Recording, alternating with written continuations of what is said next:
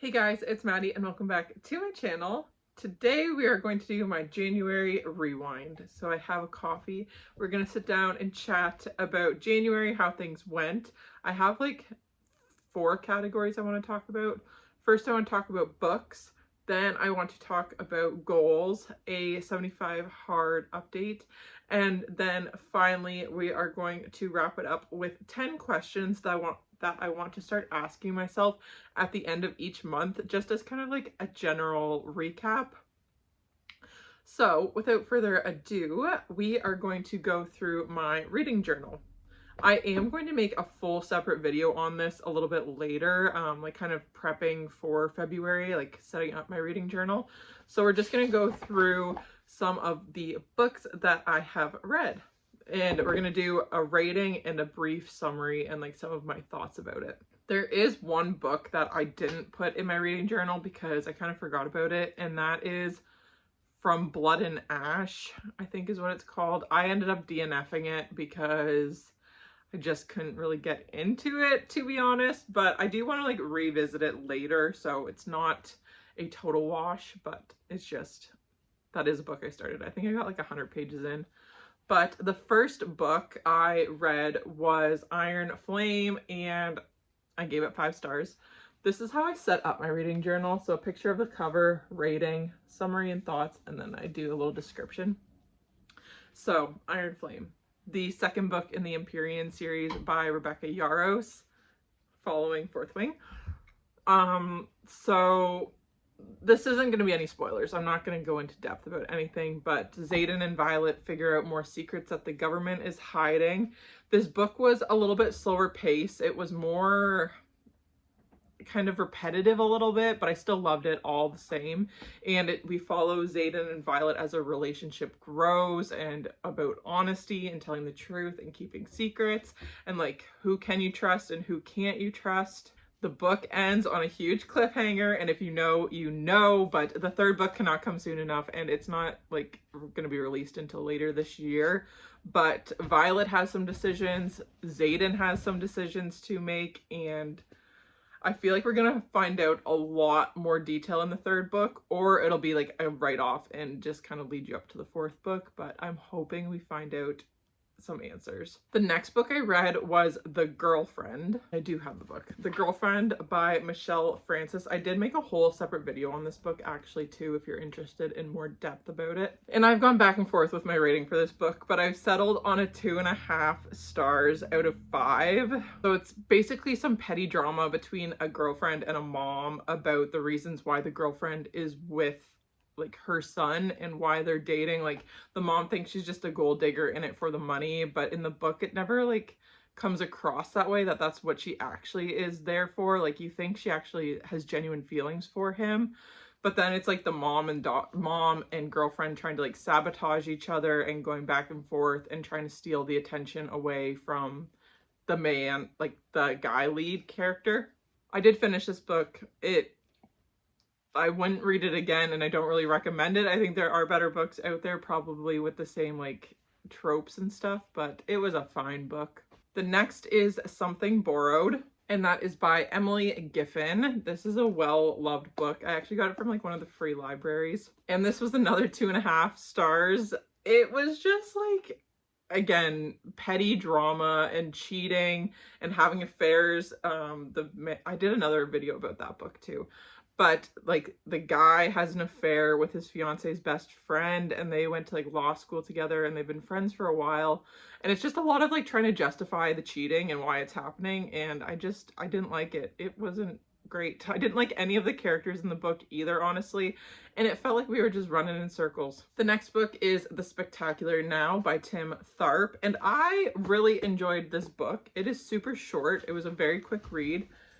But I struggle with how to rank it because it was very young adult-like, because we follow an 18-year-old and his like struggle with alcoholism and like substances and coping. But it was very young and it was a very fast read, so you didn't get like super attached to the characters, or else I didn't. But I think I'm gonna give it a 3 star. It was a good book, and I think people should read it, and I recommend it. But I don't think about the book a lot anymore, really. And it was a quick read. It was good. It was nice.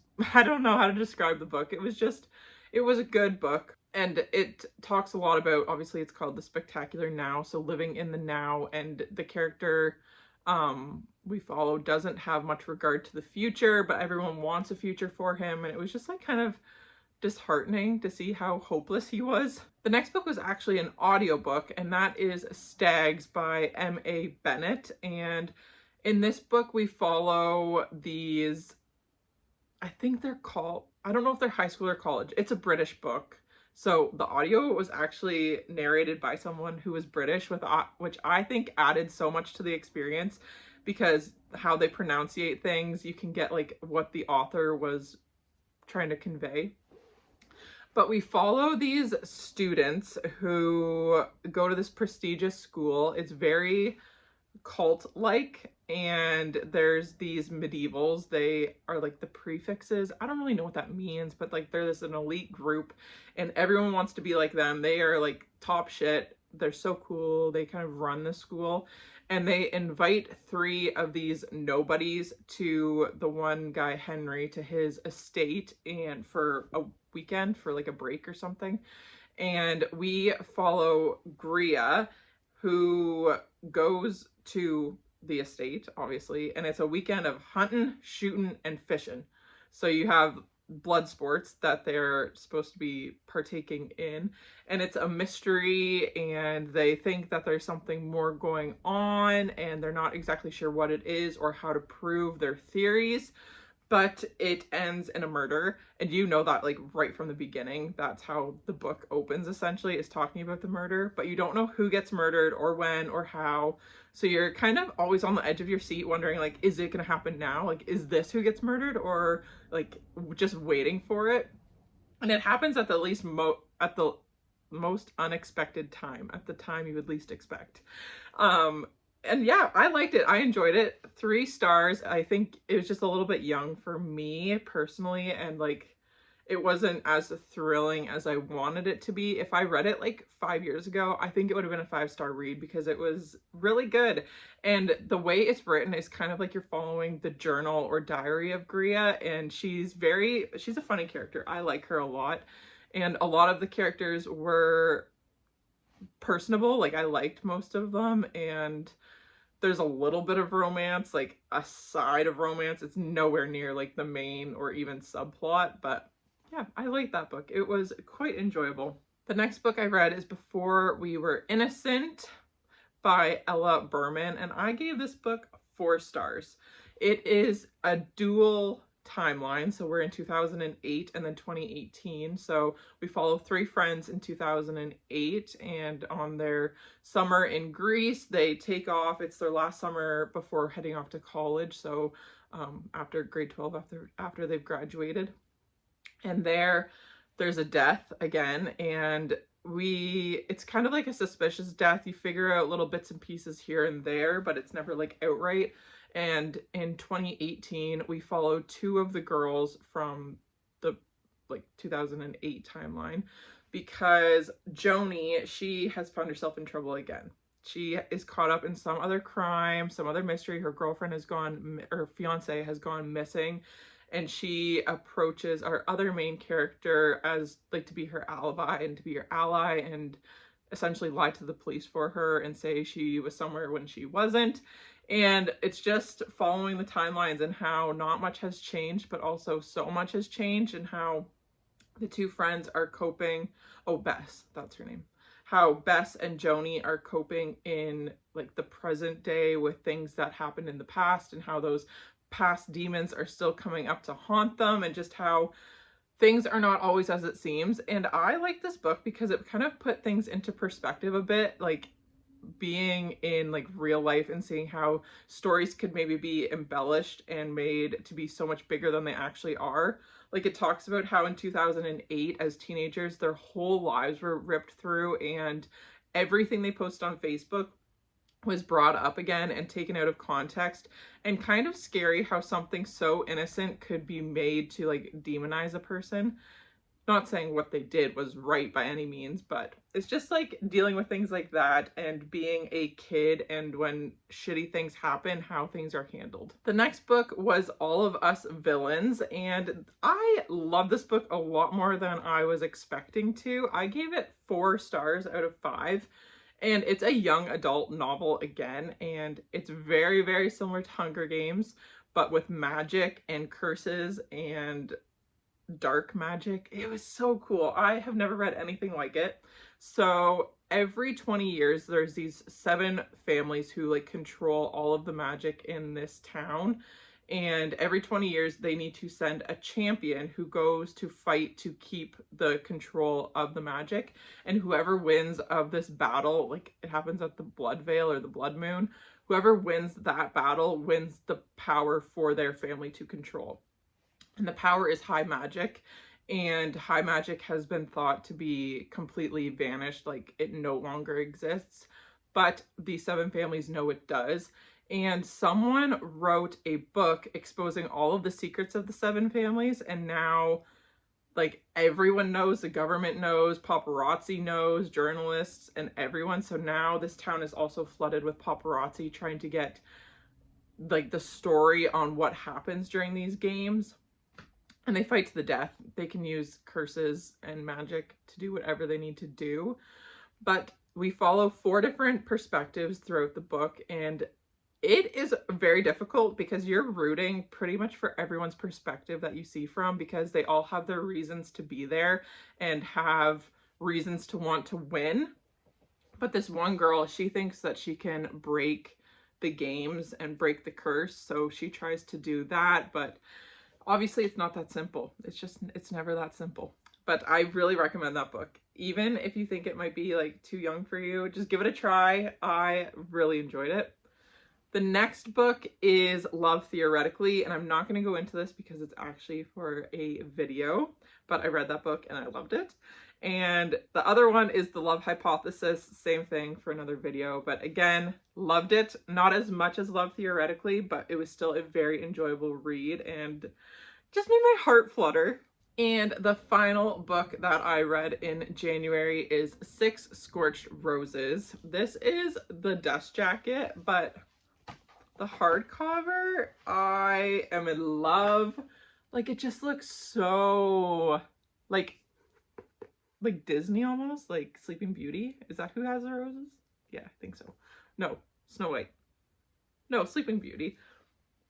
I just think it's gorgeous. It's so soft, and this is like this would be like a Disney magic book, I think. And it's a novella to The Serpents and the Wings of Night, or The Serpent of Night and Wings, or something, whatever that other book is. It's actually like gonna be a trilogy, but 2 of the books are out right now. But this book, oh, I loved it. I did not think I would like it as much as I did, but I gave it 4 stars. It's a novella, so it's under 200 pages. And we follow Lilith. She lives in this town, and it has been cursed by one of the gods. It has like a death curse over it, so everyone like slowly dies. There's no more crops that grow there. And Lilith is watching her sister die right in front of her, like watching her wither away to nothing. And she wants to try to break the curse and has this theory, but she needs the help from a vampire. So Vale, she approaches him and strikes up a deal with him. If he helps her, she'll give him something in return. And then they spark up a little bit of a romance. So that is fun in there. And I liked how much I liked how much I enjoyed the characters, and was surprised by that I would become that attached to them in such a short book, and where I felt like I really knew them and was rooting for them the whole time. In the second book, I guess they make more of an appearance. So the first book is The Serpent and the Wings of Night, and then the second one is The Ashes and the Star-Cursed King, and Val and Lilith are more in the second book. And then there's book 3 to 6 to come out still, actually. So a lot more books than I thought, but yeah, it's just you are taken on a ride. You are rooting for them. Your heart's broken. You get worried. You get nervous. You get hopeful again. And then it's crushed a little bit. And then you're left questioning everything. But it was a really good book. I read it in a day. It was wonderful.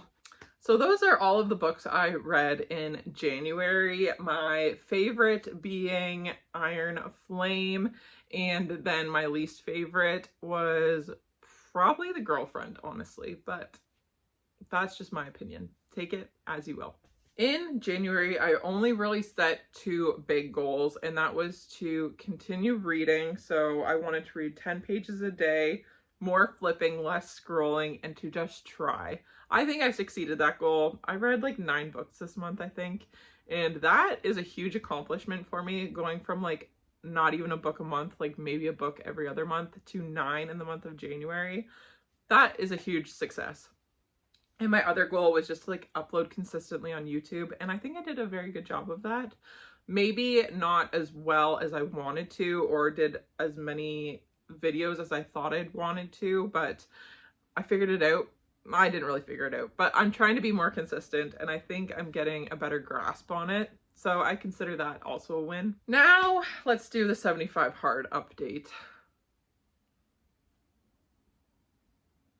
So I am still doing 75 hard, but I'm not consistently tracking it. So I don't know how you want to, I don't know if that counts as doing it or not, but I'm still doing all of my goals in a day, like doing my workout, doing my outdoor walk, eating more mindfully, no spending, say I love you, my skincare, or like no skin picking. I think that was all of them, or most of them at least. But oh, and then reading and journaling. So there's 8 of them, and I'm doing most of them. I'm just not tracking them because I just don't want to, honestly. Like, I'm conscious about it during the day, and I'm getting everything done. I do my morning workout almost as soon as I wake up, and I am getting my walks in. I'm not spending money. I'm being conscious about my day-to-day. I'm just not tracking it, and I don't think I want to. It's just one more thing that I don't really enjoy doing. I don't like feel like, obviously I know it's a challenge and tasks and stuff, but I just don't like feeling like I need like I don't get gratification from stroking it off, honestly. I get gratification from doing it. But the last thing I want to do is go and sit down and like mark it off on a piece of paper. So I just haven't been. But I've been noticing a big difference in my like self-discipline, and my eating, and my skin is getting clear. I had a really bad breakout there for a while, but we're getting back on track. I think it might have just been some like stress from a new routine, new things I'm doing, just changes in my life, because my skin is very sensitive to change. So I am chalking it up to that. For the final little section of this video is going to be 10 questions that I want to continue asking myself at the end of each month. So my favorite book, which we already discussed, was Iron Flame. I don't think I showed it, but Iron Flame with the stained edges. My favorite food this month, I've been on a big blueberry and cream cheese kick, on bagels, on toast, on salads, anything. My favorite memory this month was running the farm by myself and doing chores all on my own. I have a vlog posted about that, but it went well. It went very well, and I'm very proud of myself for doing that. A surprise favorite was working mornings, like doing morning milkings. Even though I'm up at 3:30, I loved it because it feels like I've accomplished something before like 9 a.m. even. A success was my reading and how much I read, and how much, like, a majority of the books I read I thoroughly enjoyed, which was very reassuring. There was like 2 books that were kind of a write-off, but other than that, I enjoyed most of the books I read. Something to improve on, and that is biting and picking my nails. I've gotten back into the habit of picking at my cuticles, so in February I want to be more mindful of that. Something new this month was I tried out new skincare, and that was Belief, their like Aqua Bomb line, and I really enjoyed the Aqua Bomb moisturizer. what do I want to do more of next month? And that is taking more time to prepare. So looking at my schedule, looking at my calendar, seeing what I have coming up and how I can maximize my times, even down to like the day to day, but also just as a broad overview, seeing what I have on the go this coming week, this day, things like that. Something I want to do less of is quick emotional reactions and not taking time to just take a breath, gather my thoughts, and just kind of reacting on impulse and emotionally. And this is my favorite thing that I want to start doing is a quote or intention for the next month. And this quote comes from Buddha. Only three things matter: how much you love, how gently you live, and how gracefully you let go of things not meant for you. I think that is an amazing quote because I want to love. That is also one of my tasks for 75 Hard is saying I love you every day. I would love to live gently and slowly and just living in the moment, not being too hard on myself, not putting too much pressure on myself. And also how gracefully you let go of things not meant for you. Instead of having like the scarcity mindset and holding on to everything so tightly, just kind of letting things go and letting things be easy and just attracting what's meant for you and letting go of what's not. That is it for this video. I hope you enjoyed it. I had a lot of fun going back through my month and seeing all of the things that I did and what I want to improve on, what I think was a success this month. And I'm excited to keep up with this. I think it'll be really neat to see how I change as a person month to month and how much my months change and just seeing life as it happens. But thank you so much for watching this video and I will see you guys in my next one. Bye.